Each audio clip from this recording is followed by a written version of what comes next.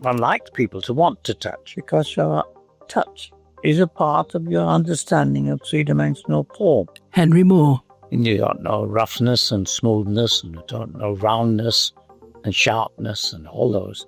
You know it much more intensely if you felt it. Touching it gives you a reality. Professor Ken Wilder. Beyond the Visual is an exhibition which is the culmination of a 3-year research programme funded by the AHRC. It's called Beyond the Visual, Blindness and Expanded Sculpture. Dr. Claire O'Dowd. The Henry Moore Institute is in the centre of Leeds, and it's a specialist research institute for the study of sculpture. And we host a programme of regularly changing exhibitions. For me, in a lot of cases, visiting a prestigious museum, you can't sit, you can't touch, you can't really have the experience that you want to have. And I think we're going to break that up. There's very little understanding about the role of touch in sculptural engagement, and so we generally think that this project is opening up a new territory. It is the day before we open, and we have just got everything into the gallery and it's all ready to go. 2 people wait outside the building. He holds a white cane, she has a guide dog. Inside, the academics mingle with a group of visually impaired people. Visually impaired artist Tana Notahir touches a little bronze elephant. I've been to exhibitions before, but none of them, in my experience, have had anything like this. Hearing the sound, like the audio descriptions, as well as the textures and the feels. For example, this piece with the little ridges at the bottom, it helps create images in your mind of what exactly the person, what story the art piece is trying to tell. Now, what the artist is trying to say to you. It's really, really cool. He turns to his companion. What do you think?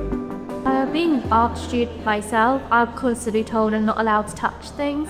I go to multiple galleries. I went to Frieze a few weeks ago, and I'm just like, I can't engage with anything, and it makes it so difficult. Ruqaiya Asim. Tala explores an abstract white marble sculpture on a plinth. We were just saying that the whole feels like a window of sorts, as if you're gazing into another world, and then this rough edge here feels like it's rising to a cliff edge. We set out right from the beginning with 3 kind of internal rules that we would apply to the exhibition. One was that the majority of artists would be blind or partially blind. The second rule was that we could interact, the public would be able to interact with all the artworks, often through touch, but not exclusively, through sound, through smell, through those other senses. And we were committed to the idea that this would be really about full bodily engagement with the artworks. And the third rule that we had is that access would be something that was embedded within the creative process. It wasn't about an accommodation of needs, it was right at the very centre of how we thought about the exhibition. Artist David Johnson. The idea of the biscuit piece is that they take a bit of the art away with them. And the braille, of course, is a very important tactile element to the pieces. So it's using very ordinary objects like a biscuit and making it somehow maybe extraordinary. It's both fascinating, surprising, but also brilliant. It just kind of makes it more real and accessible. A woman listens through headphones. Sometimes sort of a family member or a friend can sort of try and describe something to you, but to actually hear on the headset from the artist, the person that's actually done the piece, is great, because you go, I get that. I understand what this piece is all about. And to be able to touch and feel things is great.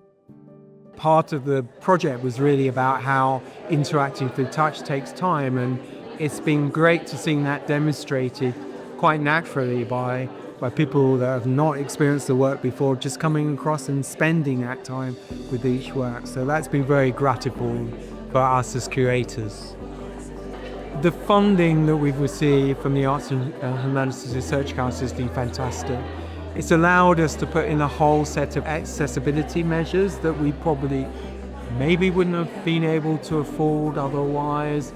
It means that we've being able to invite international blind artists, or had artists from Canada, from the States, from Australia, from Spain involved. So it's extended the remit. So it's not just, we're not just talking to a UK-based audience, but a really global audience. And we're raising the issue of the way blind people interact with sculptural practice beyond just this country, but to an international audience. The logos of UK Research and Innovation and the Arts and Humanities Research Council.